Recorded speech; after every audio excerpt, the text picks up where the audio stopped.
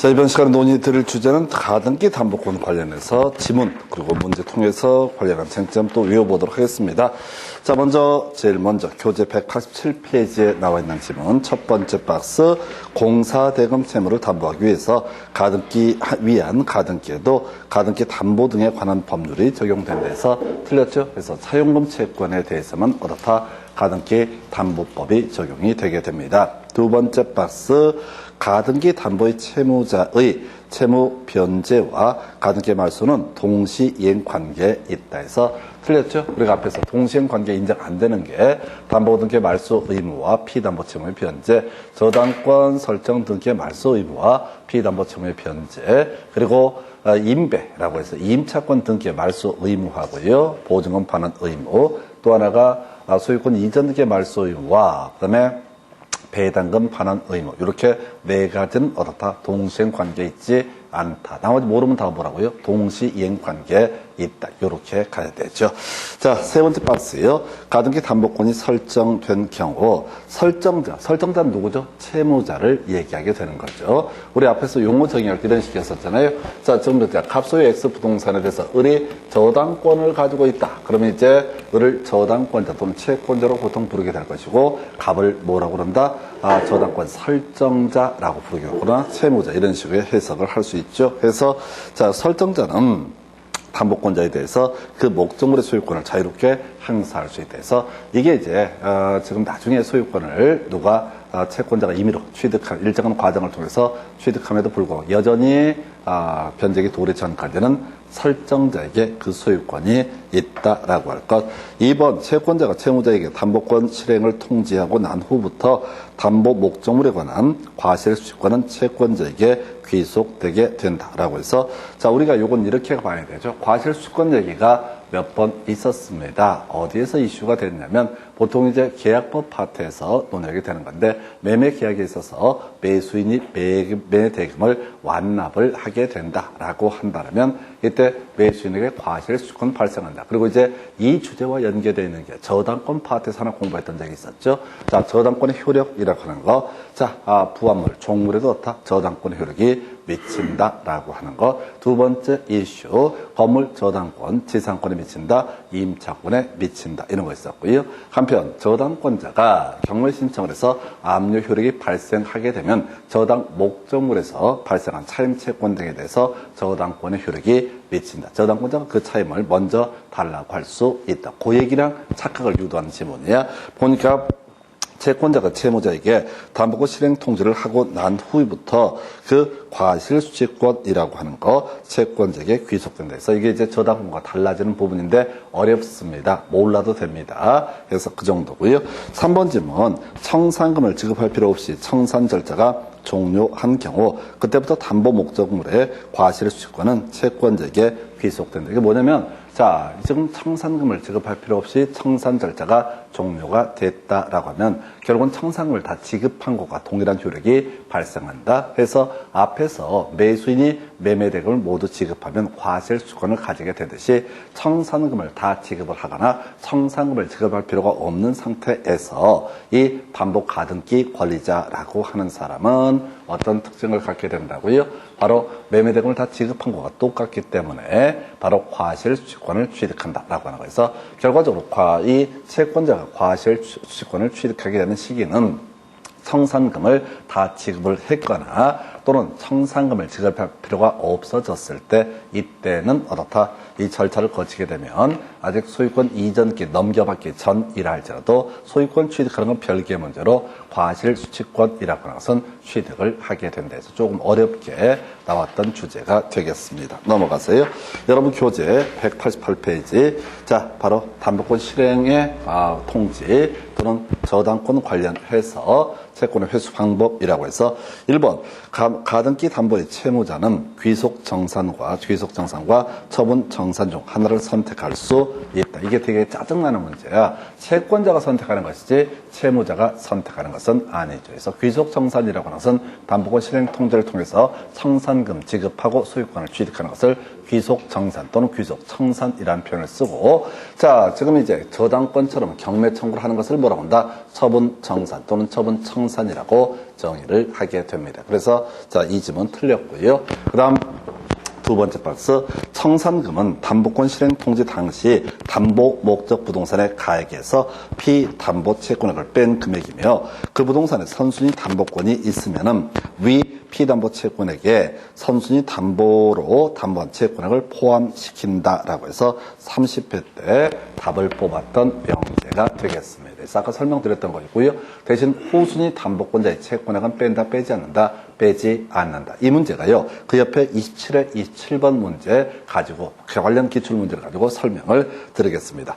가등기 담보 등에 관한 법률상 채권자가 담보 목적 부동산에 소유권을 취득하기 위해서 채무자에게 실행 통지를 할 때 밝히지 않아도 되는 것은, 자, 우리가 이제 아는 건 청산금의 평가액이라는 것을 기본적으로 채무자 등에게 통지를 해야 되죠. 그 다음에 청산금이 왜 이렇게 결정이 됐는가라고 하는 거 3번 질문 보니까 담보 목적 부동산의 평가액이라는 거 알려줘야 되겠죠. 그 다음에 청산금이 없으면 없다는 뜻도 알려줘야 될 것이고, 그 다음에 담보, 지금 이제 후순위 담보권자의 피담보 채권에 이게 틀린 거죠. 그래서 5번까지는 갈 것도 아니고요. 자, 결과적으로 선순위 담보권자의 피담보 채권액을 알려줄 것. 그러니까 이제 청산금이 1억이다라고 하게 되면 부동산 가액이 예를 들어 2억이고 담보 가등기 권리자의 채권액이 5천만 원이고 또는 선순위 담보물권자의 채권액이 5천만 원이다. 이런 내용들 하다 보니까 경우에 따라서 부동산의 가액이 미처 이 청산금이 나오지 않는다라고 하면 청산금이 없다는 뜻도 다 통지를 해야 된다. 이런 식의 논리구조. 그래서 4, 5번은 어렵고요. 그 해설을 다 볼 건 아니고, 자, 답은 2번 이렇게 구성하는 거예요. 자, 그러면 이제 출제하는 기술을 분석해 보십시다. 자, 지금 27회 때 문제에서는 청산금 통지할 때 알리지 않아도 되는 것은 해서 그때 알려야 되는 게 뭐라고 했어요? 선순위 담보물권자의 채권액은 알려줘야 된다. 그 청산금 결정함에 있어서 왜 이 금액이 나왔는지를 알려줘야 된다라고 이렇게 논의가 됐었고요. 대신 후순위 담보권자의 채권액은 굳이 알려줄 필요가 없고 대신 후순위 관리자한테는 스스로 권리를 찾아낼 수 있게 바로 채무자 등에게 청산금을 통제했다는 그 사실 자체를 어떻다 알려주라 이렇게 되어 있었죠. 그래서 답을 2번 뽑았잖아요. 27회 때 출제자의 의도라고 하는 건 뭐라고요? 자, 청산금 통제할 때, 자, 부동산의 가액, 채권액, 그리고 자신의 채권액, 왜 바로 선순위 담보물권자 채권액도 알려줘야 된다. 이걸 갖고 출제 쟁점을 삼았어. 그래서 그걸 틀리게 할 때 후순위 담보권자의 채권액이라고 나왔다고요. 그리고 옆에 지문 보니까 30회 때 선순위 담보권자의 채권액도 다 같이 포함을 시켜서 통제한다라고 되어 있잖아요. 그래서 결과적으로 27회 문제하고요. 30회 문제는 답이 똑같은 거예요. 27회에서는 틀린 걸 고르셔서 후순위 담보권자의 채권액 이렇게 뽑아냈었고, 그 다음에 30회 때는 옳은 걸 고르시오라고 해서 바로 선순위 담보권자의 채권액 이렇게 뽑아낸다고. 그러니까 어떤 문제가 출제가 됐을 때 분명히 우리가 제대로 준비 못한 문제가 나올 수도 있습니다. 그러나 항상 문제를 접근할 때 다른 방법이 없으니까 어떻게 해야 된다고요? 기존에 다뤄졌던 거를 똑바로 외우고 있으면은 나머지 지문을 다 소화하지 못하더라도 답을 풀어내실 수가 있다고. 그래서 이게 지금 제가 보기에는 제일 대박인 방법이에요. 이게 이 외의 방법은 없어요. 죄송하지만은 여러분들 일반 학원이나 이런 데서 백날 공부해봤자 양이 어마무시하게 많아요. 제가 이거 공부하는 기간이 4년이나 걸렸다고요. 그럼 여러분들은 법 전공 안 했으니까 10년 해야 똑바로 배우게 되는 거예요. 10년 해야지 보인다고요. 근데 지금 보시다시피 기존의 기출문제를 정확히 분석을 하게 되면 모든 게 100% 커버가 되지는 않아요. 그런데 이제 여러분들 민법에서 한 70점 나오면은 안전빵이거든. 한 65점만 나와도 거의 살아가는데 별 지장 없어. 그러니까 이렇게 65점, 70점 맞는 시험에서는 이렇게 준비하시게 되면 루틴들이 나온다고. 그러면 이제 실제 문제를 볼 때 이걸 벗어나는 문제가 분명히 있어요. 근데 중간에 쓸데없는 지문들, 사이드 지문들로 몇 개가 구성이 되니까 답을 고를 때는 아무런 지장이 없습니다. 그래서 하여튼 이렇게 해서요. 지금 답은 2번, 두 가지 27회 문제와 30회 문제를 설명을 드렸습니다. 그 다음에 여러분 교재 189페이지 가서 보시게 되면은 핵심 지문 가지고 분석을 해 드리겠습니다. 자, 1번. 실행 통제 상대방이 채무자 등 여러 명일 때 그 모두에 대해서 실행 통제를 해야지 통제로서 효력이 있다. 당연한 얘기죠. 아까 채무자 등에게 통제하는 얘기는 이 관계인한테는 다 알려줘야 된다. 왜? 이 관계인은 경우에 따라서 자신의 부동산을 잃어버릴 수도 있기 때문에 당연히 다 알려줘야 된다. 그래서 물상 보증인이나 제3 취득자 이런 사람들한테도 통제를 해야 된다라는 의미가 되게 됩니다.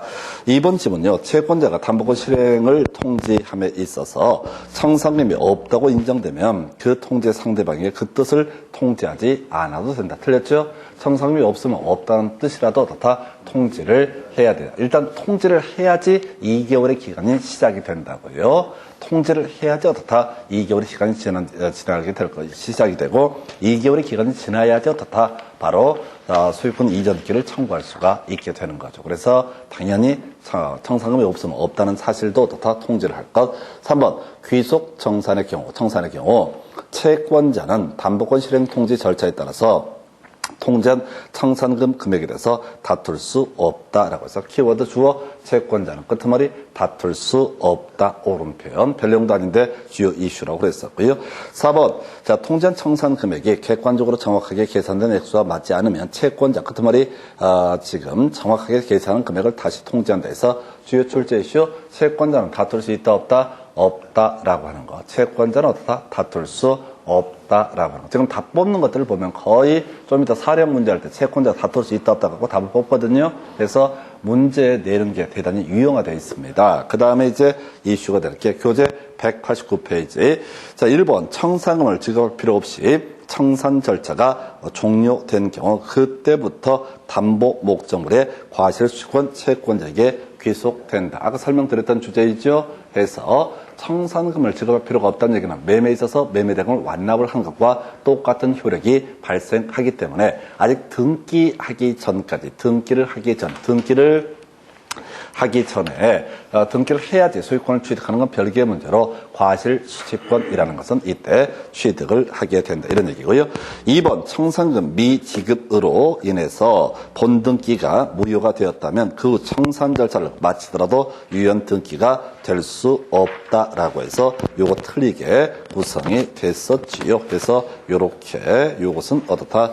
틀리게 구성이 됐다. 요렇게 정리를 합니다. 그래서 아까 설명드렸던 거 청산 절차를 마치지 않았다라고 하게 되면은 이때 등기 본등기 하더라도 그 등기는 무효가 되겠지만 나중에라도 청산 절차를 거치게 되면 그 등기는 어떻다? 유효한 것이 되게 된다. 이렇게 정리를 하겠고요.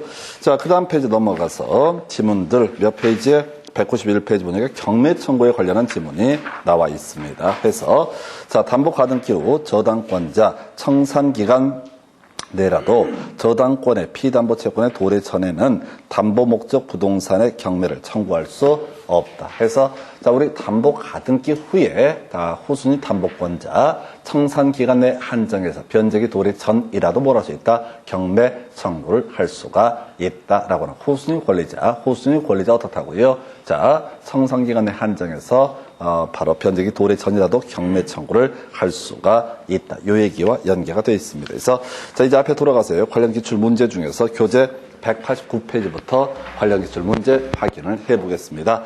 자, 하여튼 이 가등기 담보 등에 관한 범위는 1년에 무조건 한 문제가 구성이 되는데 사실 이 한 문제를 맞추자고 하는 건 아니고요. 자, 전체 중간중간에 담보 가등기 이런 얘기가 나오니까 이해를 하셔야 된다. 그것 때문에 어쩔 수 없이 공부를 하는 그런 영역이고요. 사실은 전반적인 문제는 되게 간단하게 구성이 됩니다. 그래서 이게 한 5년 정도 주기로 보게 되면 담보 가등기와 관련한 문제가 4문제가 구성이 되고 그 다음에 양도 담보권이 한 문제가 구성이 돼요. 그래서 양도 담보권이 아까 29회 때가 나왔기 때문에 아직은 지금은 공부할 때가 아니고요. 담보 가등기가 세팅이 되게 되면 그때 가서 양도 담보권을 공부를 하게 되는데 그것도 되게 간단해. 대신 한 번에 귀속 청산 과정을 담보 가등기와 관련해서 정확하게 숙지하는 게 필요하다. 해서 자, 28회 때 나왔던 문제. 갑은 을에게 빌려준 1,000만 원을 담보하기 위해서 을 소유의 엑스토지 시가 1억 원 상당에 대해서 가등기를 마친 다음에 병이 엑스토지에 대해서 저당권을 취득했다. 옳은 것은 해서 자, 가볼까요?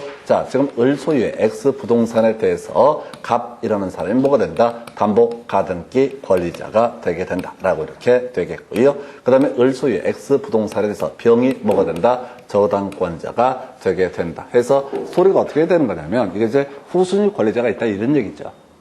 담보가등기 권리에 이어서 뒤에 뭐가 있다? 후순위 권리자가 있다. 그럼 이제 여기서 가장 기초가 되는 게 지금 이제 후순위 권리자 청산기간에는 어떻다? 변제기 도래 전이라도 뭘 할 수 있다? 경매 청구를 할 수가 있다. 자, 어떤 문제가 나올지 모르겠지만 이게 그냥 막연히 구성을 하는 게 아니라 그냥 후순위 권리자 나오면은 후순위 권리자는 청산기간에 한정해서 뭘 할 수 있다? 경매 청구를 할 수가 있다. 변제기 도래 전이라도 이렇게 봤었고요. 그래서 여러분 교재 190페이지 1번 지문부터 보겠습니다. 의리, 채무 변제 의무와 갑의 가등기 말소 의무는 동시 이행 관계에 있다. 이건 진짜 인간적으로 외워야겠다. 자, 아까 우리 동시행 관계 부인되는 것 네 가지가 있었죠. 저당권 설정 등기 말소 의무와 피담보 채무의 변제, 담보가등기 말소 의무와 피담보 채무의 변제, 그리고 세 번째 임차권 등기 명령에 따른 주택 임차권 등기 말소 의무와 보증금 반환 의무, 마지막 네 번째가 뭐였어요? 무효인 경매에서 배당금 반환 의무와 소유권 이전 등기의 말소 의무. 이거 내가 외우셔야 된다니까? 본인이 외워야 돼요. 지겹게 나오잖아요. 이 네 개는 어떻다? 동시행 관계에 있지 않다. 나머지는 무조건 어떻다? 동시이행 관계에 있다라고 하는 거. 해서 1번 질문 동시행 관계에 있다 해서 이거 틀리게 구성이 됐었고요. 2번 질문 갑이 청산 기간이 지나기 전에 가등기의 기한 본등기를 마치면 그 본등기는 무효이다. 맞죠? 청산 절차를 다 거친 다음에 본등기를 해야지 그 등기가 유효한 등기라고 그랬잖아요. 근데 청산기간 2개월 지나기 전에 예를 들어서 청산금 미리 지급하고 본등기를 했다. 이것도 뭐라고요? 무효가 되게 된다. 일단은 무효가 된다. 이렇게 해석을 해 주실 것. 자, 그 다음에 3번 지문을 가서 보시게 되면은 자, 의리 청산기간이 지나기 전에 청산금에 대한 권리의 양도는 이로써 병에게 대항할 수 있다라고 해서 자, 지금 이제 의리 청산금 채권을 가지고 있죠?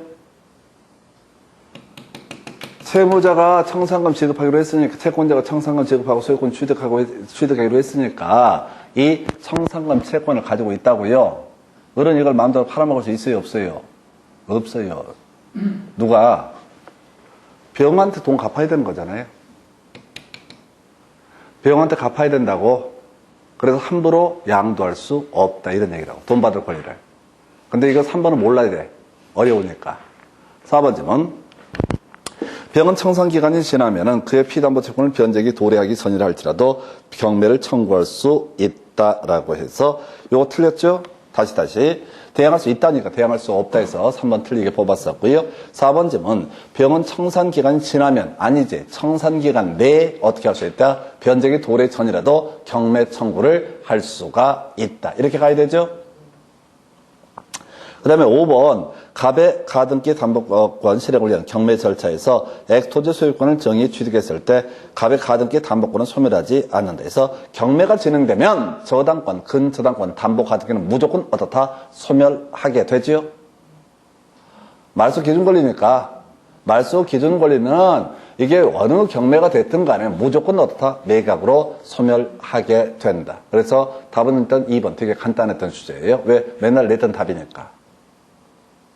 지금 2번이 쉽다 어렵다 얘기를 하는 게 아니라 2번은 전통적으로 내왔던 주제라고요. 그 다음에 4번 같은 것도 후순위 권리자 어떻다? 청산기간에 한정해서 변제기 도래 전이라도 다 경매 청구를 할 수가 있다. 이렇게 가는 거죠. 해서 그렇게.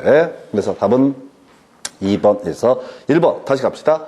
동시이행 관계가 부인되는 것 네 가지 중에 하나가 뭐라고요? 담보가등기 말소 의무와 피담보 채무의 변제. 즉 피담보 채무의 변제가 있어야지 어떻다? 담보가등기 말소 의무가 발생한다. 해서 이거 중요한 질문. 그 다음에 2번. 자, 이게 전통적인 답이었고 3번 제일 어렵습니다. 자, 그 다음에 4번 질문. 자, 병 후순위 권리자 청산기간 내에는 뭘 할 수 있다? 경매 청구를 할 수가 있다. 변제기 도래 전이라도. 청산기간 지나서 경매 청구를 하는 게 아니라 청산기간 내 경매 청구를 할 수 있다.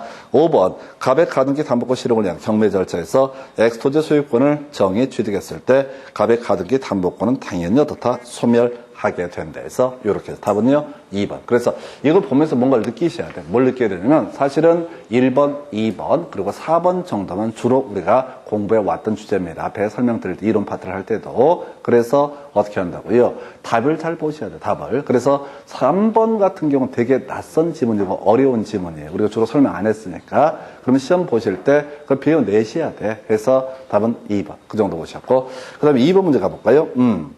갑은 을에게 1억을 빌려주고 채권자가 누가 됩니까? 자, 갑이 되겠습니다. 갑이 1억을 빌려주고 2억 원짜리인가요? 자, 을 소유 부동산에 대해서 담보가등기권을 설정을 하게 됩니다. 해서 갑이 가등기 담보권자가 되게 된다라고 이렇게 돼 있어요. 해서 자, 그래서 지금 부동산의 가격이 3억이고 그다음에 1억을 빌려줬으니까 가등기 담보 등에 관한 법률을 적용을 한다. 이런 취지가 되겠습니다. 자, 그래서 을이 변제기에 채무를 이행하지 않자 갑이 담보권 실행해서 부동산의 소유권을 취득하고자 한다. 이게 이제 귀속 청산 절차를 물어보는 것이죠. 그래서 지금 보니까 틀린 것은 1번 갑은 청산금 평가액을 을에게 통지해야 된다. 어렵지 않죠? 자, 채무자 등에게 어떻다? 청산금 평가액 등을 통지한다. 갑이 을에게 청산금 평가액을 통지한 후 갑은 다툴 수 있다. 답 2번이죠? 갑은 어떻다? 다툴 수 없다라고. 채권자는 어떻다? 다툴 수 없다. 채권자는 뭐라고요? 다툴 수 없다. 채권자는 뭐라고요? 다툴 수 없다. 그래서 답 2번이고요. 3번. 자, 지금 채무자 을이 갑에 통지한 청산금액에 대해서 묵시적으로 동의함으로써 청산금 확정시킬 수 있다. 이 얘기는 을은 다툴 수 있다. 이 얘기죠? 을은 다툴 수 있다. 이 얘기라고요. 다투지 아니할 수도 있다. 을의 선택의 문제다. 이런 취지가 되겠고 그 다음에 4번 갑이 을에게 담보권 실행 통지를 하지 않으면 청산금을 지급하더라도 본등기 청구할 수 없다. 맞죠? 절차를 거쳐야 된다고요. 귀속 청산의 절차, 담보권 실행 통지 절차를 거쳐야만이 어떻다? 이게 가능하죠. 그 다음에 이제 5번 을은 갑이 통지한 청산금액을 다투고 정당하게 평가한 청산금을 지급받을 때까지 자, 소유권 이전 등기 및 인도채무 이행을 거절할 수 있다. 그래서 결과적으로 3번, 5번 묶어서 을은 어떻게 할 수 있다? 다툴 수도 있고 그냥 선택할 수도 있다. 이에 대해서 갑은 다툴 수가 없다라고 이렇게 돼야 되죠. 답은 2번으로 구성을 하게 됩니다. 그래서 이렇게 지금 그럼 답을 보십시다. 내용을 여러분들이 욕심을 부리지 마시고 답이라도 외우십시다. 답이라도 외우십시다. 해서 제일 첫 번째 여기까지 나온 주제 이런 거 있었다. 자, 앞에 나왔던 거 먼저 한번 스크린하고 그 다음 주제 볼게요.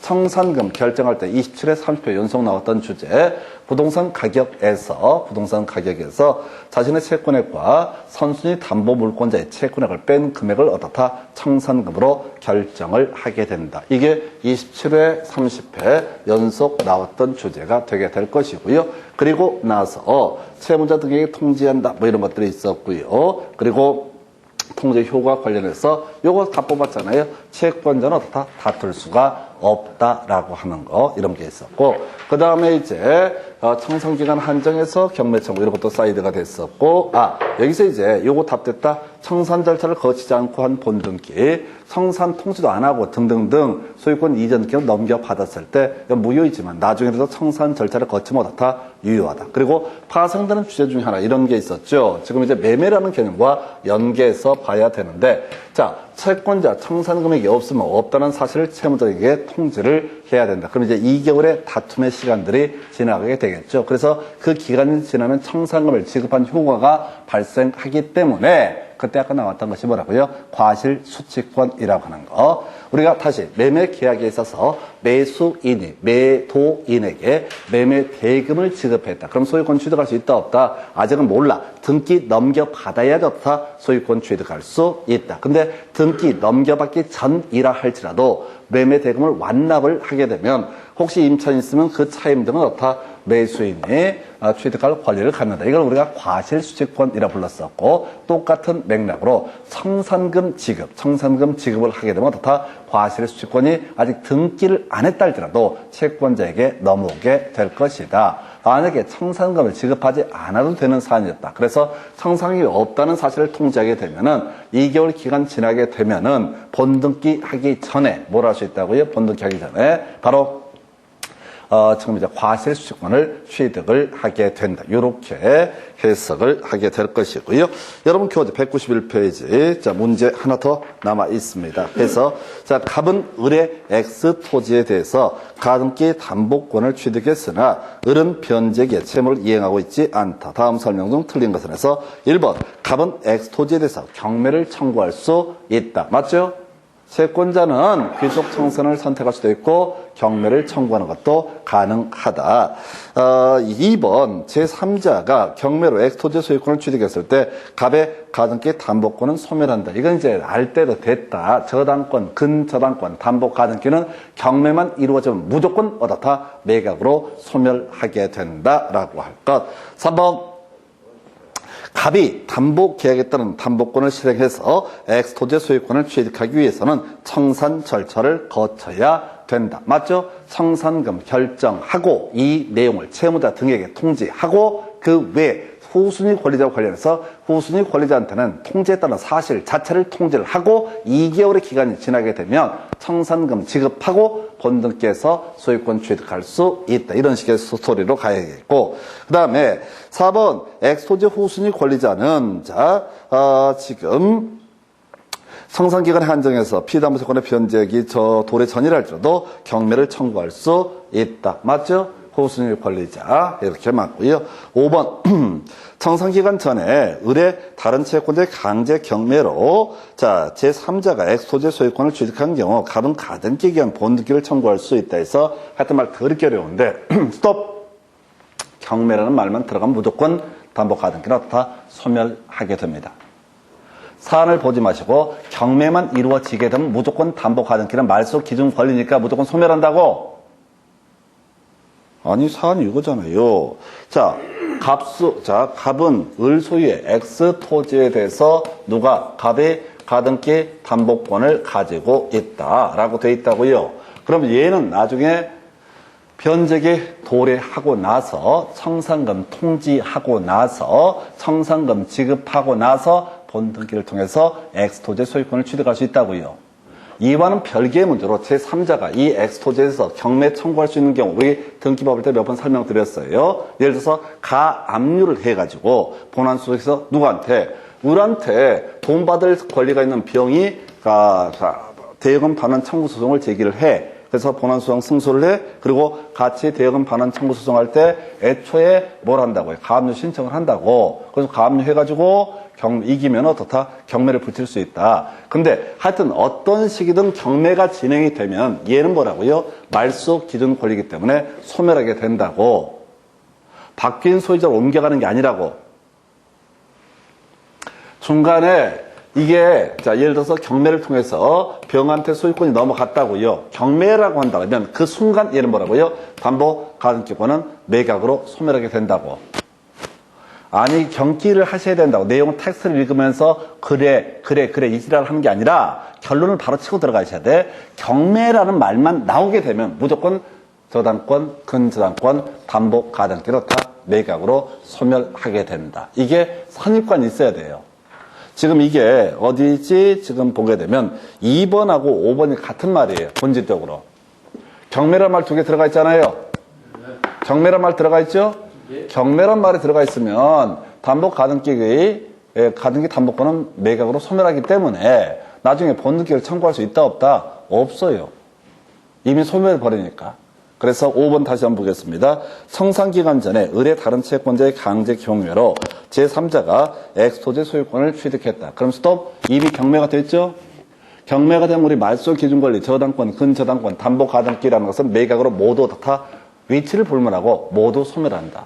소멸하기 때문에 본등기에 청구할 수 있다 없다? 없다. 이렇게 가는 거예요. 이해되셨죠?